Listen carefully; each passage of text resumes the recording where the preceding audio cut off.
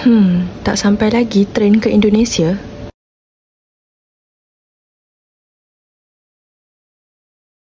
Kalau mengikut jadual yang telah ditetapkan, tren sepatutnya sudah sampai.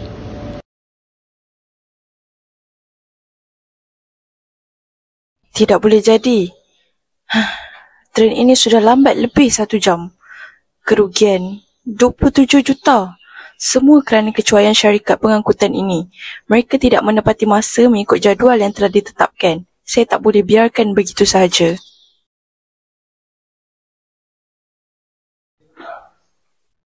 Ini bukan soal terlepas satu tren. Ini soal masa depan. Saya mempunyai peluang besar di Indonesia. Mereka buat saya terlepas, mereka harus bertanggungjawab. Saya sudah cukup sabar. Kali ini saya akan buat sesuatu. Saya akan saman mereka. Saman ini bukan untuk saya sahaja. Ini untuk memberi kesedaran kepada syarikat pengangkutan ini. Mereka mesti tahu, kecuaian mereka bukan hanya merosakkan satu individu, tetapi merosakkan banyak peluang yang berharga. Saya tidak akan mengumpah peguam lain. Saya akan mewakili diri saya sendiri walaupun saya tahu tindakan saya bakal dipersoalkan. Tapi ini soal prinsip. Keadilan perlu ditegakkan. Kalau saya tak bersuara, siapa lagi? Syarikat KTN mesti bertanggungjawab. Kecuaian mereka membuat saya terlepas persidangan penting di Indonesia. Satu peluang besar hilang begitu sahaja.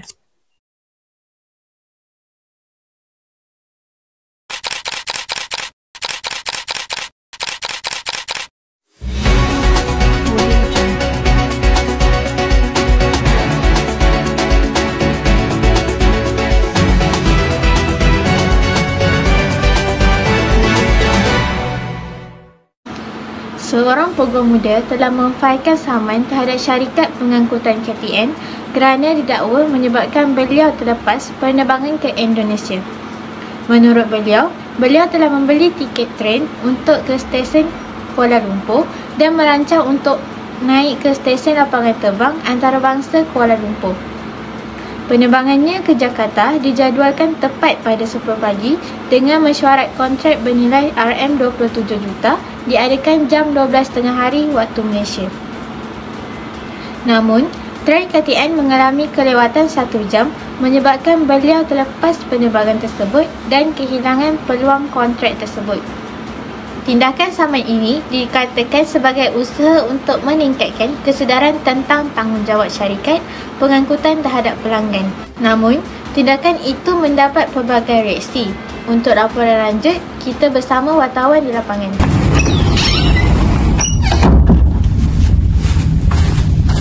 Maaf ya Arif, boleh saya dapatkan komen terhadap kes saman oleh peguam muda terhadap syarikat KTN?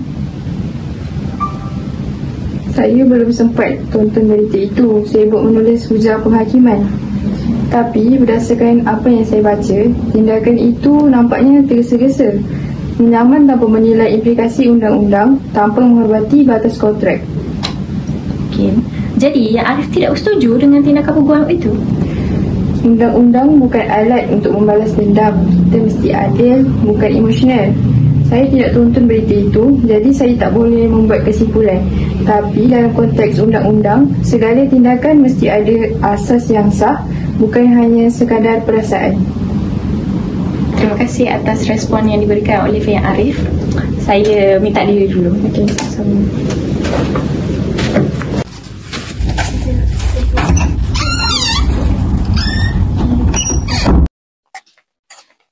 Prof, maaf Prof, boleh saya dapatkan komen tentang kes saman oleh peguam muda terhadap syarikat KTN? Boleh. Pada pendapat saya, mengikut akta kontrak, tiada peruntukan yang jelas yang membenarkan bagi pihak peguam tersebut untuk membuat tuntutan terhadap syarikat KTN atas alasan terlepas penerbangan. Tiada jaminan yang dinyatakan dan juga tiada perjanjian hitam putih antara dia dan syarikat itu. adakah Prof fikir saman itu hanya untuk publicity? Saya tak menuduh, tapi langkah itu nampaknya lebih kepada publicity. Mungkin pihak peguam tersebut untuk menunjukkan diri. Tapi saya berharap tindakan tersebut tidak menjejaskan integriti undang-undang. Okay, terima kasih Prof. Sama-sama.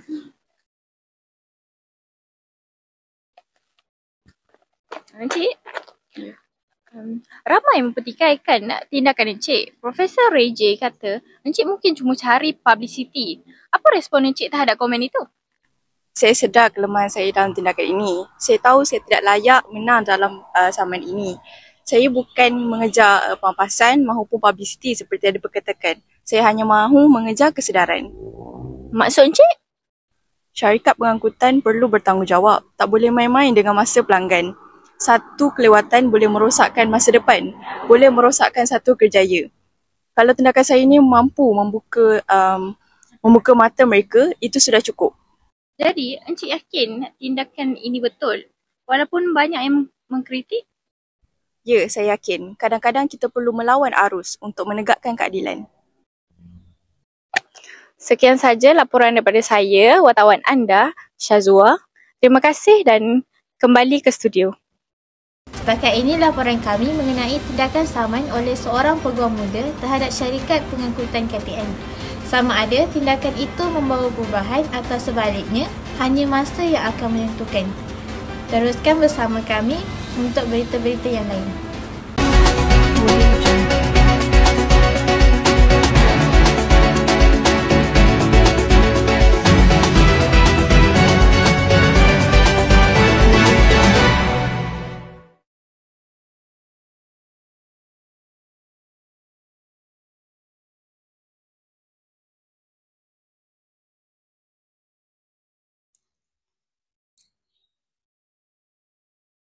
Saya mungkin kalah, tapi perjuangan ini bukan tentang menang atau kalah. Ini tentang prinsip. Kalau kita diamkan kecuaian, kita benarkan kezaliman halus berterusan.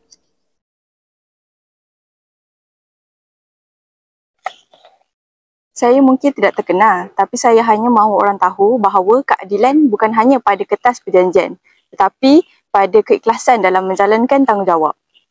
Saya akan terus berjuang untuk ini.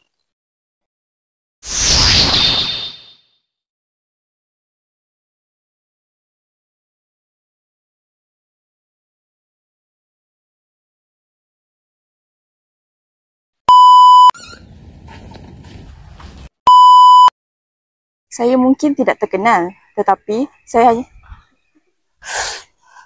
Kornet.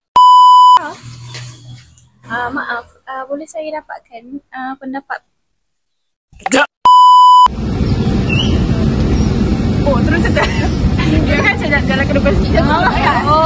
Dia mana tahu? Kau pun tak cakap itu lah. Terima kasih dan sila lagi. Ya Allah, aku lupa.